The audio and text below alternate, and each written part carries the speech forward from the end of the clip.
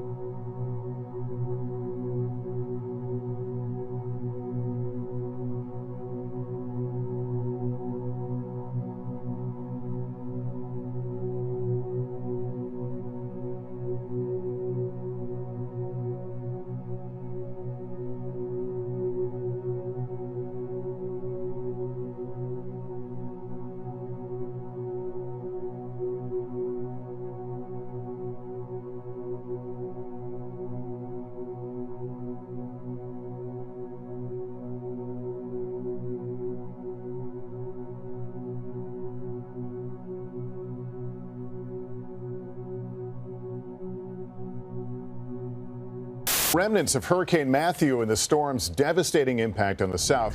While the winds and rain have diminished, a dire flooding emergency is playing out this morning. Thousands rescued in North Carolina, damage in the billions. NBC News national correspondent Miguel Almaguer is in hard-hit Rocky Mount. Miguel, good morning. Lester, good morning. Matthew's path of destruction came well inland, swamping this area with more than a foot of water and hitting it with powerful winds. Today, homes are still underwater and some are lucky to be alive. After a weekend of daring water rescues from the rooftops of homes and cars, men, women, oh, come on, sweetie, and children were pulled to safety by the thousands. It seems Matthew saved its devastating and deadliest punch for the end in the U.S., killing some 20 Americans, nearly half of those in North Carolina. It was horrible. Deborah Alves narrowly escaped the rising floodwaters. We just took everything we could grab and left. Her neighbors were rescued on top of their homes. At one point, a Category 5 hurricane, Matthew plowed through the Caribbean, killing hundreds in Haiti, now turning to their faith as they bury their dead. After barreling towards the U.S., the storm surge swamped oceanside communities in Florida. But over the weekend, Matthew was strong enough to waterlog homes 100 miles inland. Up to 1 million are still without power. Many are still under mandatory evacuations. We were going to be out here for like another two weeks or so. With the massive cleanup now underway, the damage in 4 states could top $6 billion. But the threat isn't over. Some swollen rivers could still rise 17 feet above flood stage. Matthew, a slow-motion storm, but for some, it is still a slow-motion disaster. During the height of the storm in this area, we are told a woman clung to a tree for 3 hours before she was rescued. They are still looking for the missing, and authorities are also keeping a close eye on local rivers and dams, worried that those too could topple. Savannah, Lester, and Matt and Al. All right, Miguel, thank you. Yeah, and Al is here with more on the storm, and it really did pack a punch. It certainly did. I mean, we're talking about, over the affected area, about 13.6 trillion gallons of rain. I mean, this was really unprecedented. Now, as you can see, the weather at least has cleared out, but the flood threat has not, unfortunately. As you take a look, say, for example, in Lumberton, the Lumberton River, crested Sunday at 24.4 feet.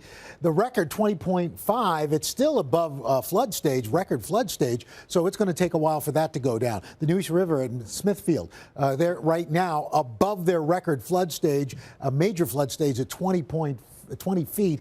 And at Rocky Mount, where we saw Miguel, 28.7 is the current river level. They're well above their record flood stage, so that's going to take a little while for that to finally start to recede. The good news is, for the next foreseeable number of days, they've got good weather. That's good news. Unseasonably warm weather will start to slowly make its way to the east.